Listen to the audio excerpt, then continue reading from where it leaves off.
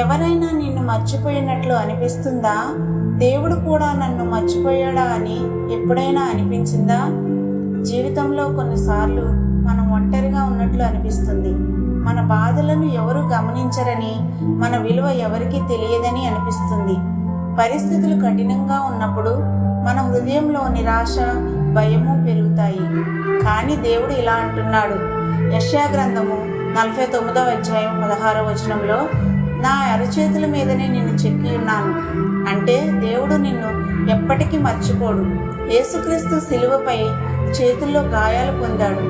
ఆ గాయాలు ఆయన ప్రేమకు గుర్తు. నీవు దేవునికి ఎంతో విలువైన వాడివి. నీ పేరు ఆయన చేతుల్లో ఉంది. ఆయన నీ జీవితాన్ని చూసుకుంటాడు, నిన్ను నడిపిస్తాడు. చిన్న ప్రార్థన. ప్రభువైన యేసయ్యా, నన్ను ఎప్పటికీ మర్చిపోని మీ ప్రేమకు కృతజ్ఞతలు.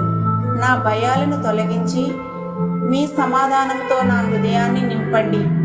మీ చేతుల్లో నా జీవితాన్ని ఉంచుతున్నాను. ఆమేన్. ఆమేన్ అని కామెంట్ చేయండి. ఈ దేవుని ప్రేమ సందేశాన్ని మరొకరికి షేర్ చేయండి.